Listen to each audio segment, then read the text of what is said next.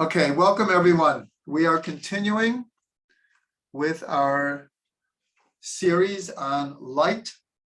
This, I believe, is our fourth class in the series. And there'll be one more next week, and then we will move on to a new subject in our series, Kabbalah, Fundamentals of Kabbalah and Chassidut. So this is our fourth class on light. And tonight we're going to do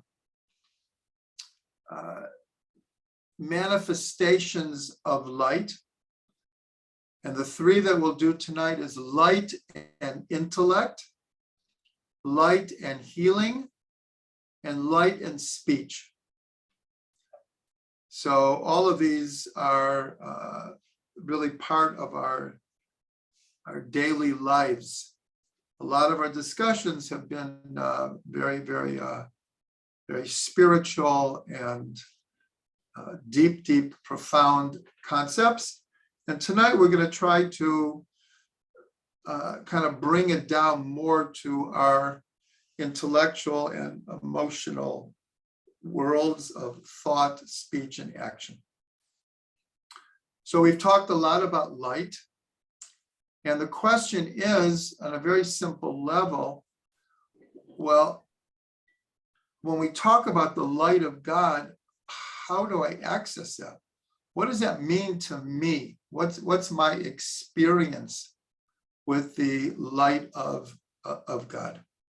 Here we're not talking about physical light. We're talking about this concept, as we use it all the time, the light of God, spiritual light.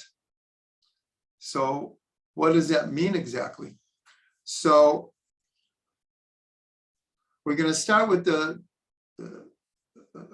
simple idea, but it's actually quite profound, because according to science, biology, the human brain is just about the most complicated thing out there.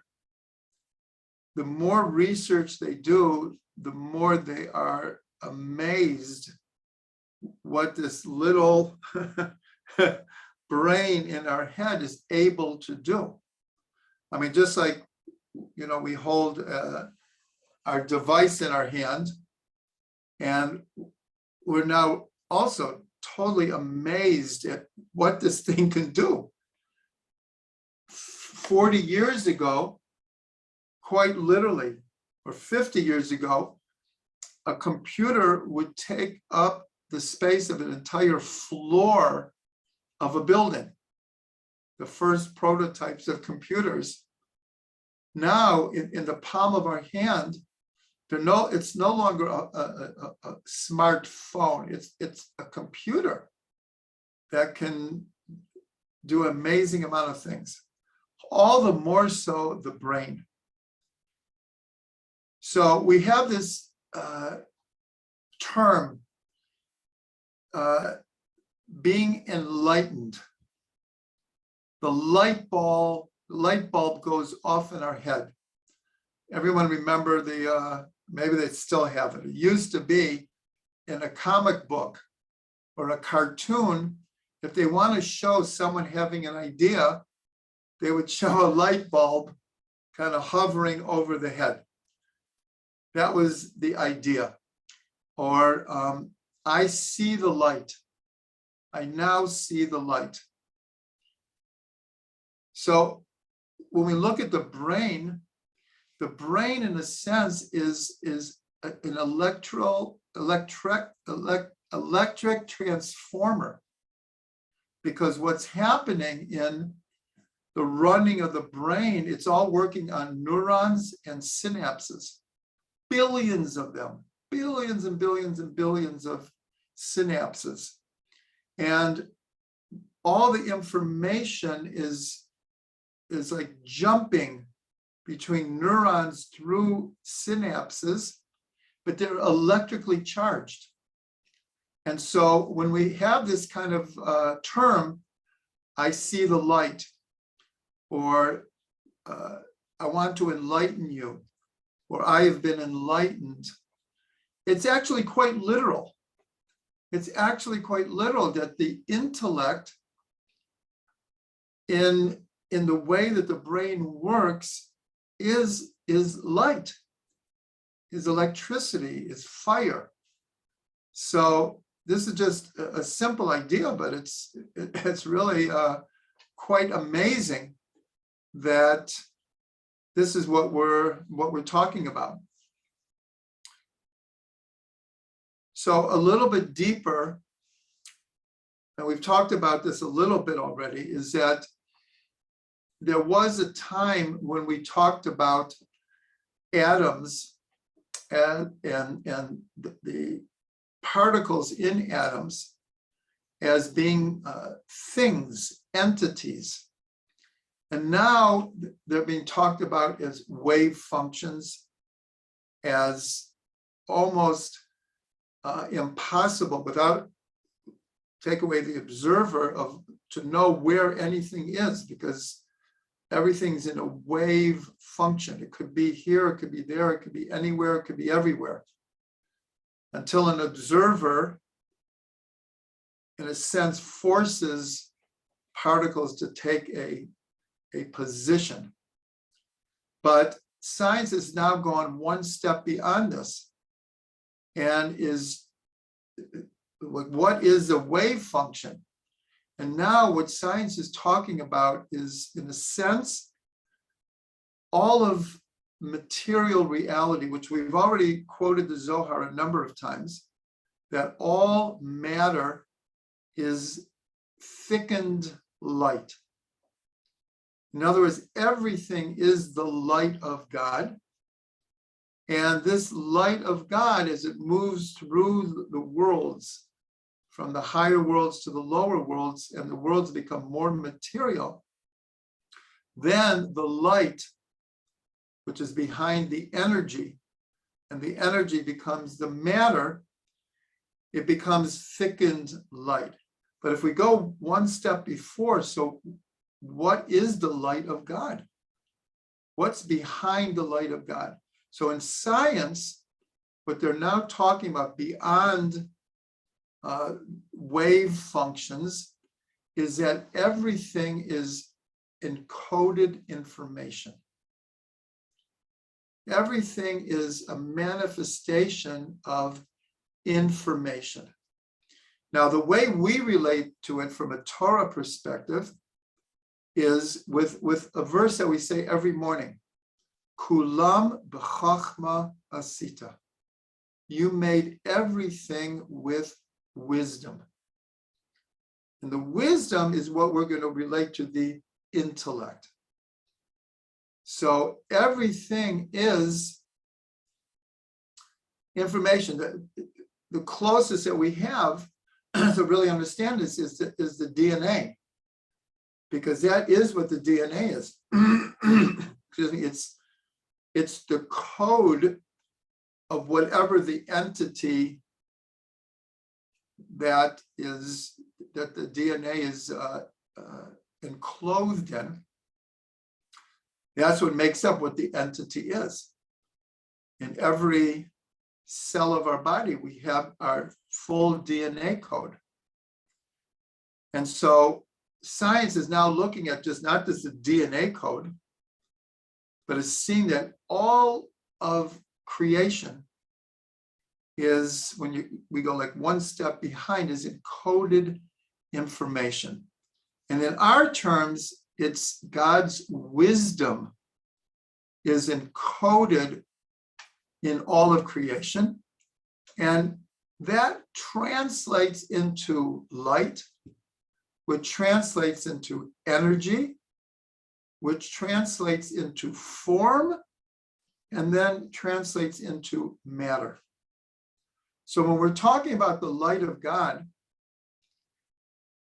it is everything. Everything is a manifestation of the light of God. And this light is a manifestation of God's wisdom. That is, in a sense, if we're trying to understand light and intellect. So when it gets down to us as human beings, if we want to connect to the light of God, we do it through connecting to the wisdom of God. And for us, the wisdom of God is encoded in the Torah.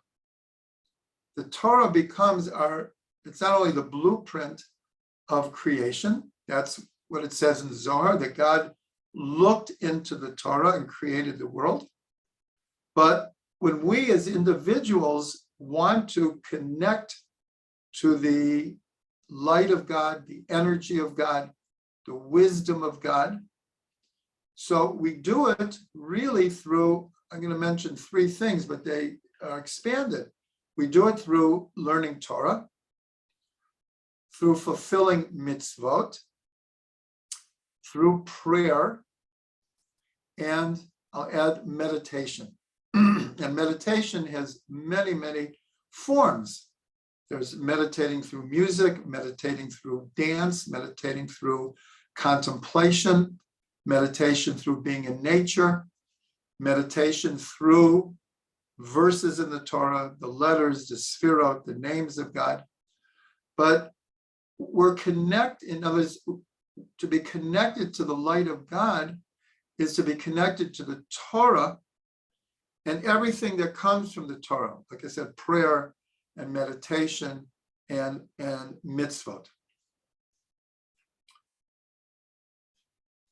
So last week we mentioned that the plural of the word light or wrote equals 613. And we discussed this last week, but it fits in here also, that every mitzvah becomes one of the channels to experience or to draw down God's light into the world and into ourselves. So 613, of course, is the number of mitzvot in the Torah. So here we have mitzvot, we have Torah, we have light. The Torah is called light. Ner mitzvah, the Torah or. A mitzvah is like a candle, and the Torah is like an all-encompassing light.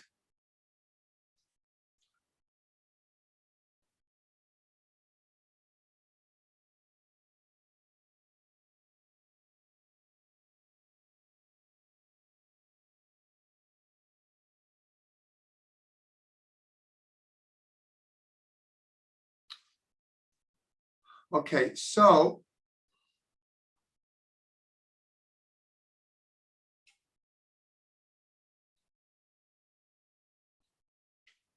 give me a minute. I'm trying to put this together here.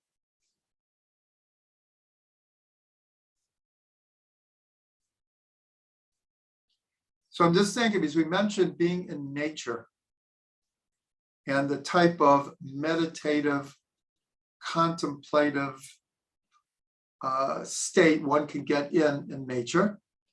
And there's an expression that we use that when we see something incredible in nature, we say it's the gedulat habore, the greatness of the Creator. That is what we are seeing. So we discuss this a little bit almost every week, is the relationship between infinite light and finite light. And that is one of the most special things about finite light, is in a sense, it is the bridge between infinite and finite, between oneness and plurality, between energy and matter. Because light is, it's an entity, it's a physical, it manifests itself in matter. And yet we have the very, very paradoxical idea that a photon has no weight, has no matter to it. And that's why in Einstein's formulas of especially E equals mc squared, light plays such an important part between in a sense, the wisdom of the Creator and how that wisdom is is channeled and translated and is manifest in the physical world. And so this whole idea of light is, in a sense, our connection with the Creator, is seeing the light, or having an innovative idea where the light bulb goes out. These are jump, like with the synapses in the brain. It's, in a sense, it's revelations of light that is happening on a physical level, absolutely on a physical level, but also on the spiritual level, is we're getting bursts of energy, bursts of light. And that is our deep connection with the Creator of the world.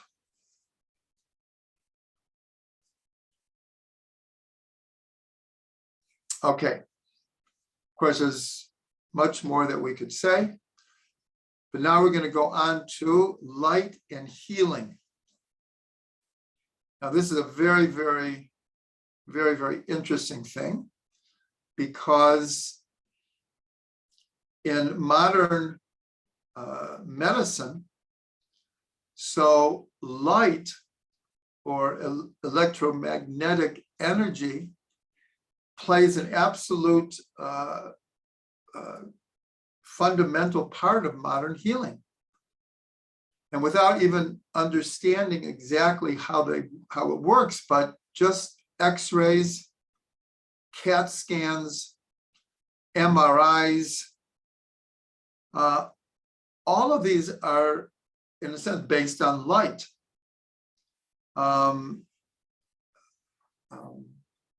Laser, using laser.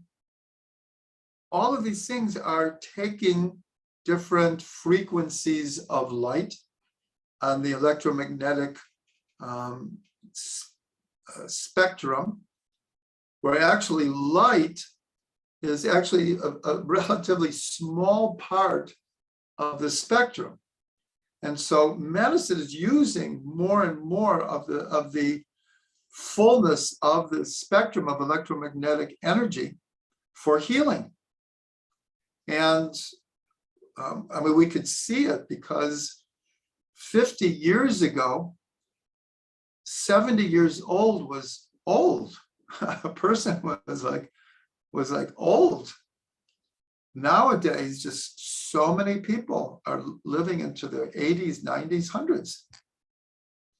And so many people are being healed through the energy of light in what could be, of course, we have radiation, treating cancer. I mean, there's just so many things that are happening. And, you know, we talk about Israel being a light unto the nations. So it's not just spiritually. I mean, Halavai would be more spiritually, but on the physical level of water management and drip irrigation and reusing brackish water and solar power and all of the, so many of the computer media communication innovations have been coming out of Israel, but especially in the medical field. In the medical field, Israel is close to the top of constant. Almost every week, you can read in Jerusalem Post, Arutz Sheva, a new breakthrough in medical research. Quite amazing. And so the connection of light with healing it's so relevant to us today. But let's look into the Torah and some of the words. Refuah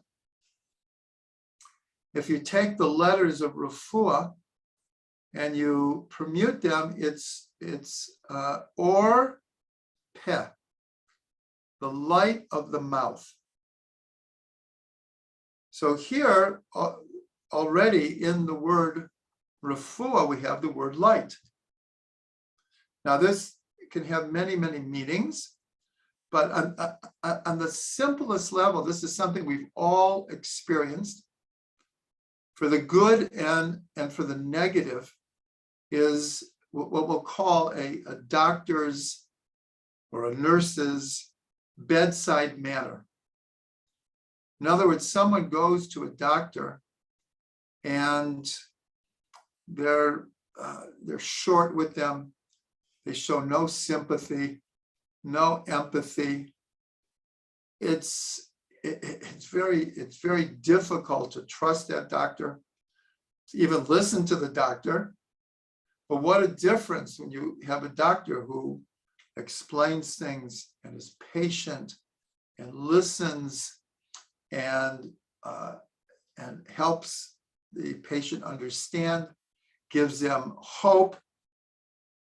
It's all the difference in the world. So this is one of the ideas of or peh.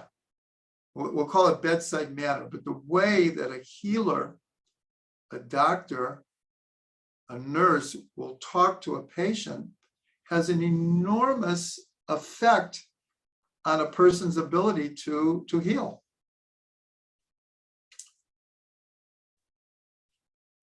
In the sfirot, so the middle sphera between above and below and between right and left is Tiferet. It's right in the middle between the intellect and the emotions, between everything that the right side is associated with and everything that the left side is associated with.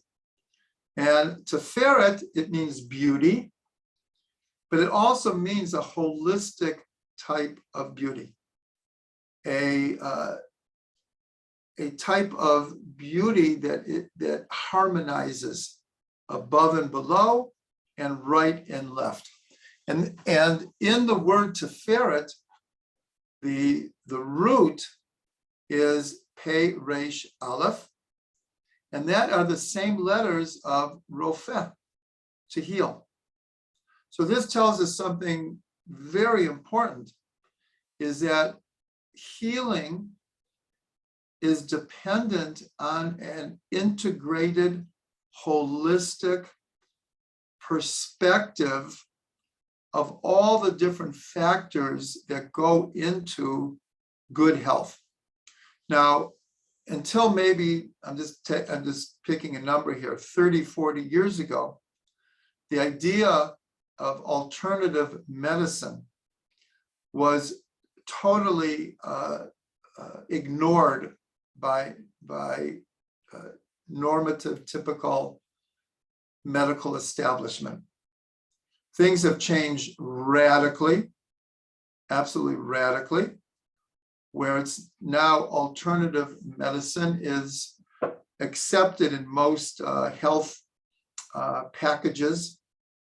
And but what's more important is the philosophy behind it, because again, until 40, 50 years ago, a person's mental state or emotional state or lifestyle was considered, in a sense, immaterial to one's health. But that has, again, changed radically, where people understand that a person's emotional state and their perspective on life, their attitude about life, whether it's optimistic or pessimistic, can make all the difference in healing. I have to see, I just see Amy there. For those who remember, Amy told us this beautiful story about, very personal, about her own healing and how having a positive attitude, it quite literally for most people makes all the difference in the world. So this, I'm just connecting to the Sphirot, because Tiferet, which is right in the middle, is teaching us what the Rambam calls the golden mean. Now, Rambam in his day was considered one of the greatest doctors in the world. And even to today, much of what he said is absolutely still applicable and sound advice. On the as far as midot, or characteristics, or personality, so the Rambam always encouraged people to be what's on the golden mean. But also in health, almost all of his health advice, and there's actually a number of books you can get in Jewish bookstores that just go through the Rambam's books on healing and the advice. And all of it is based on not too hot, not too cold, not too much, not too little. As far as eating goes, as far as heating, sleep, whatever it is, everything was not too much, not too little. Everything like Tiferet, right down the middle. So we have already, when we said in refuah, so we have the words or peh, and in another expression, we're going to see light and healing again.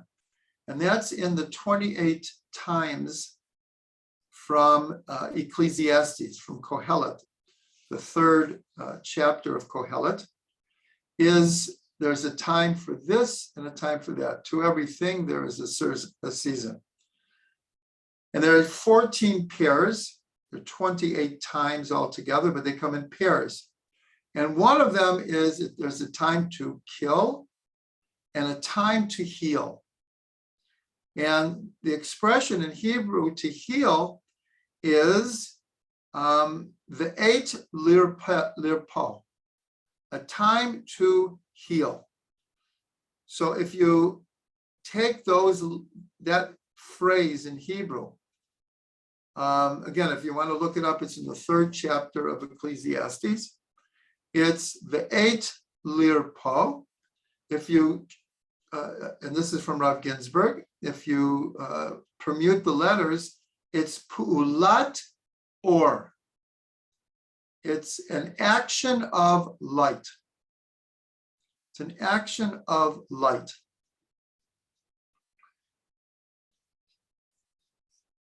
So again, this is the second idea of healing that we have, where the word or is engraved in it. Now we'll have a third one, is, wait one second.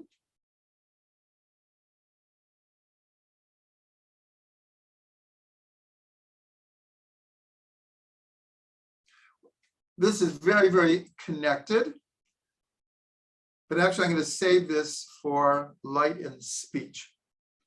Okay.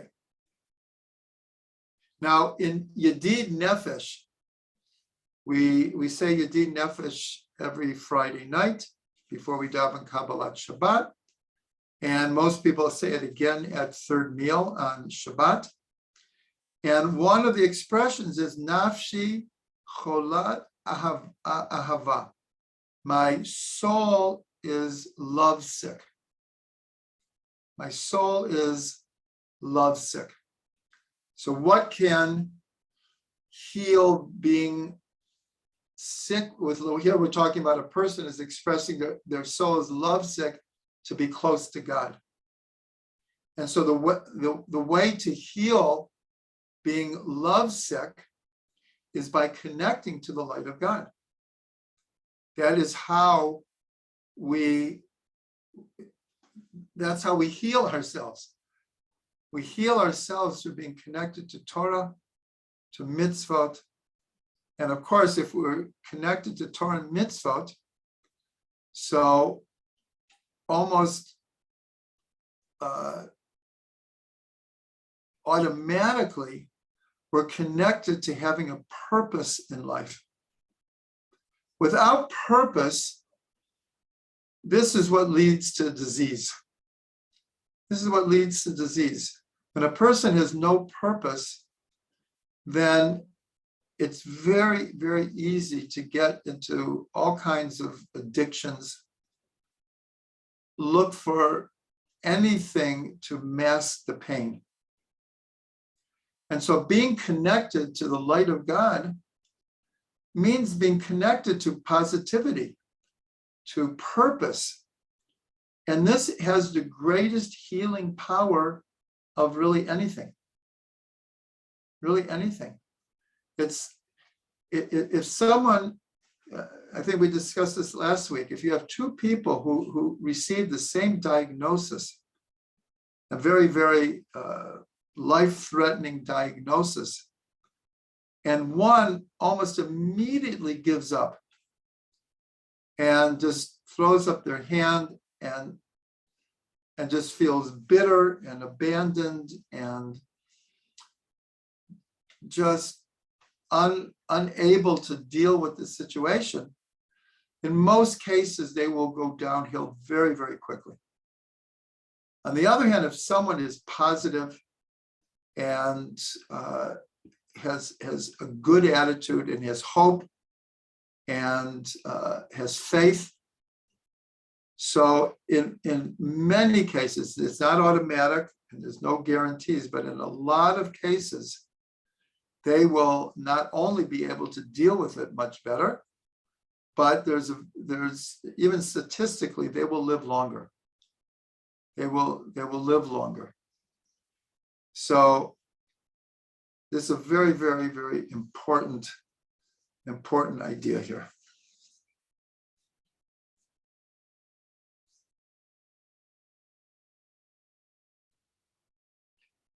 Okay, and now we want to connect light to speech. Now, we already said that refuah are the letters of the light of the mouth, or peh. So another teaching from Rabbi Ginzburg on this subject is the first mention of light, of course, is in the third verse of the Torah, in the first day of creation. Vayomer Elokim yihi or, vayihi or. And God said, let there be light, and there was light. So the expression yehi or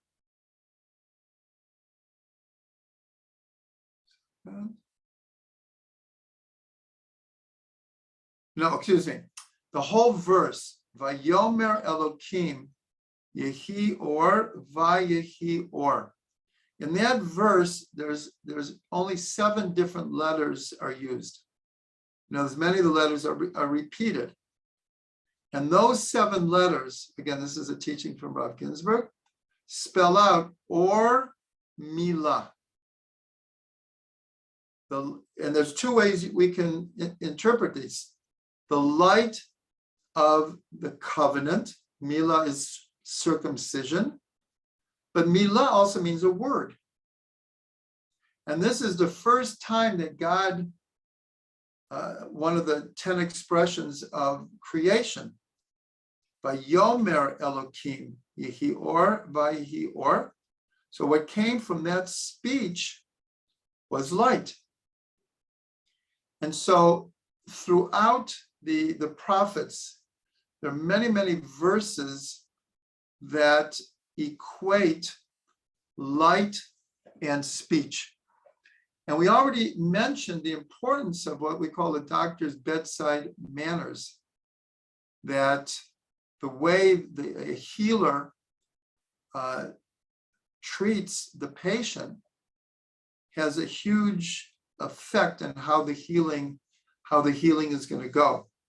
So here we see that light is connected to both covenant, because milah is the covenant of circumcision, and it also means a word.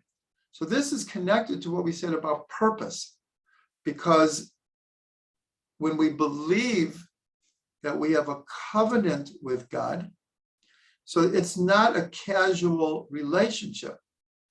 It's an unbreakable relationship. So if a person feels that no matter what happens, the good, the bad, the ups and the downs, sickness and healing.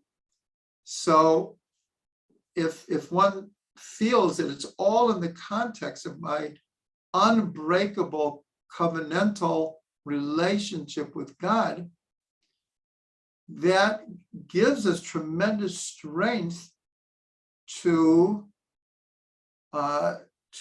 heal and want to be healthy. Now, I should mention that being healthy is one of the mitzvahs in the Torah. It says in the Torah that a person has to guard their soul. Now, this obviously can mean spiritually, but it uses the word nefesh, and so it's taken to mean that a person should be very careful with their health.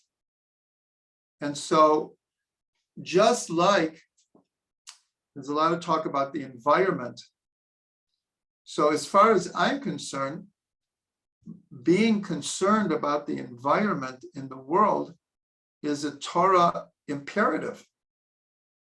It's not like a modern movement that started 50 years ago. If one goes back into the Torah, it's a very different subject. Now we go back in the Torah, the Mishnah Torah of Rambam, the Shulchan Aruch, the Midrash. There's scores and scores and scores of statements and laws about protecting the environment.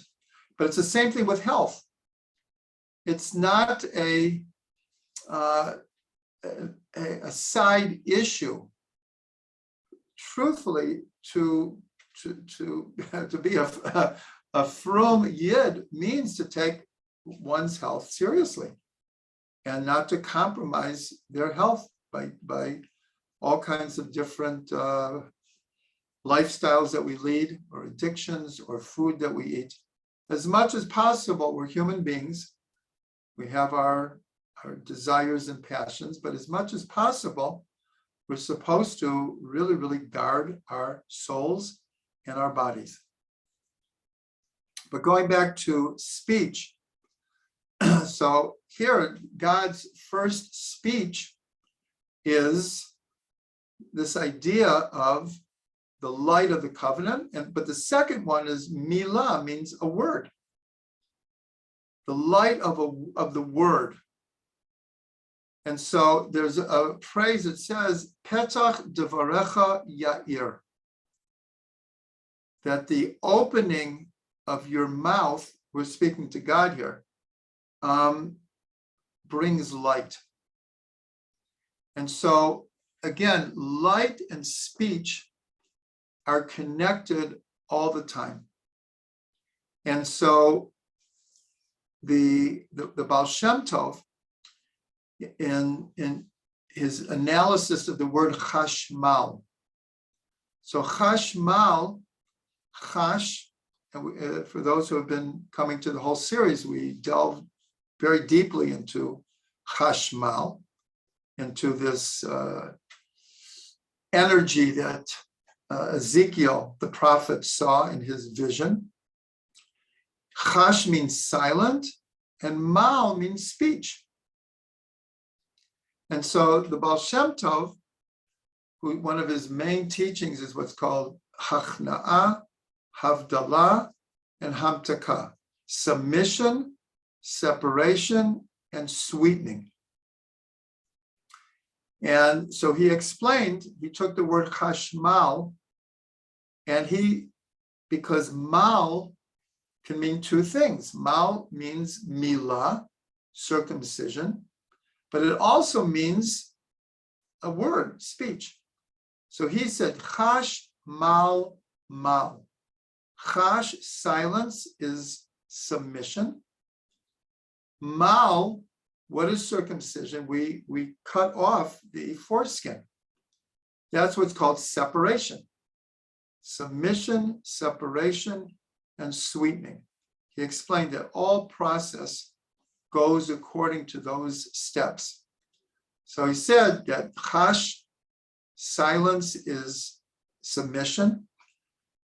Mila, meaning circumcision, is separation. And the second mal, chash, mal, means speech, but it's sweetening. So here again, we've been discussing this all night, the importance of speech in the healing process. But of course, speech is a manifestation of thought. And so again, if we have a positive attitude about things, then it helps enormously with being a healthy person. Now, since we're talking about light here and the connection with speech and the ability for speech to enlighten.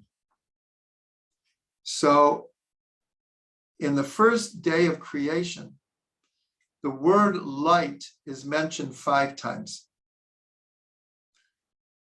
The most common explanation for that is that these 5 mentions of light is a hint, a remez, to the 5 books of Moses, the Chumash, the Torah.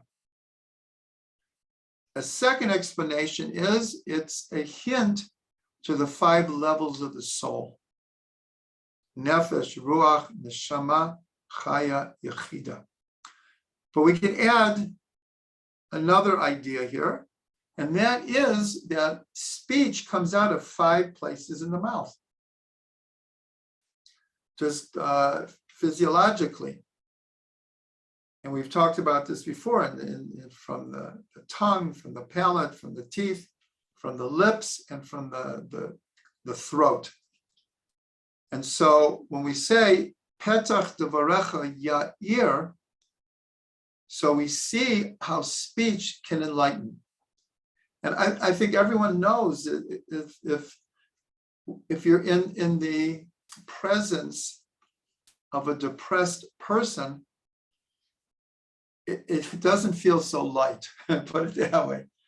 But when one is in the presence of someone who is positive, who is upbeat, and whose words are inspiring and optimistic, this brings light.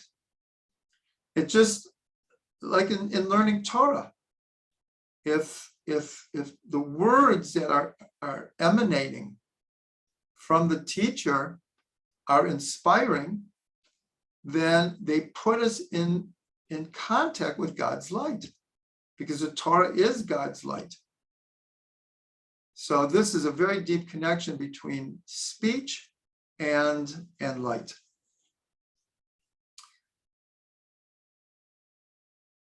Okay, so we'll end.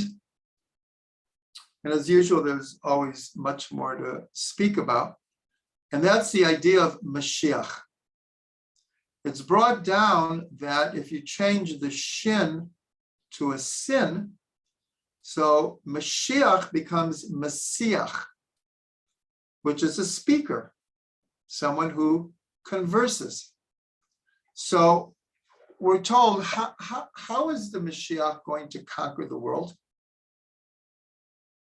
So according to our tradition, there is certainly possibility of very traumatic times before the coming of Mashiach. All of the prophets wrote it as a possibility, not as a deterministic assurity. Many people attribute the wars and the travails of the last 100 years to the footsteps of the Mashiach. And some people will already interpret the wars that have happened as the wars between Gog and Magog that are predicted in the teachings of Ezekiel and others. But even if there are wars, still Mashiach is going to ultimately conquer the world through the power of speech. That is how it will happen. The Mashiach is not going to bludgeon people into believing in one God. Other religions have tried that, and some are still trying. But that's not our vision of world peace, of the oneness of God. So Mashiach is a Messiah, and he will spread the light of God through his speech, through his teaching. So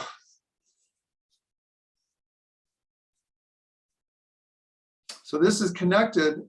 Again, we spoke about this, but I'll say it again, to what's happening in modern technology, where many people, including the Lubavitcher Rebbe, said very, very clearly that the advances in technology are all part of the coming of the Messianic era. It's not like a coincidence. It's not a side issue. With all of the dangers and all of the negative parts of modern technology, which are many, but like everything in life, it depends how you use it. Most things in this world are neutral. Depends how you use it. But the positive aspects of communication is that they are bringing the world together. They're allowing us to be learning together tonight. They have the possibility of bringing all the nations of the world together in unity and harmony. And it seems clear that for any figure to have the type of influence that the Mashiach will have, it will have to be through the wonders of technology and communication, that such a figure will be able to address the entire world and teach the whole world. That's where it's leading to. We just have to hope we don't destroy the planet in the meantime.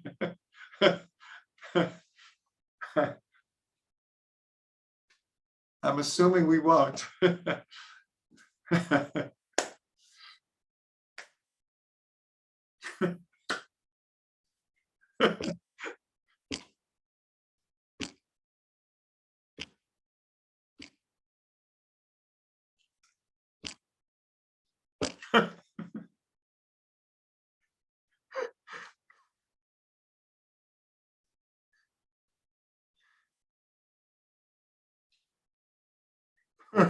Pardon me.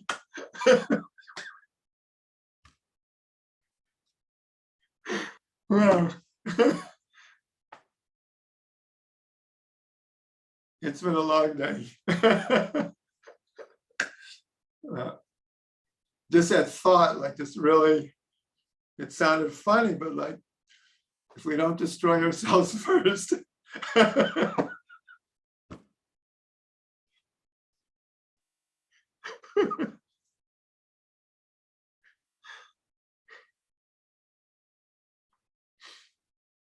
Well,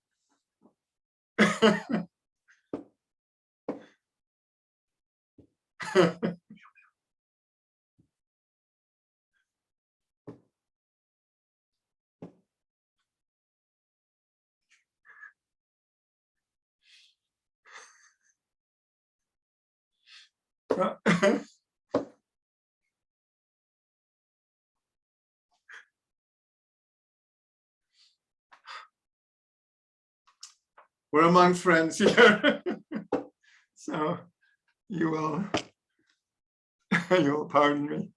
Okay, we should all have a bracha to see a figure like we're talking about to come and to literally enlighten the world And we're told in Isaiah, we all know this verse, that when God reveals more and more of himself, that the knowledge of God will cover the earth like the waters cover the sea. May we really merit to see that.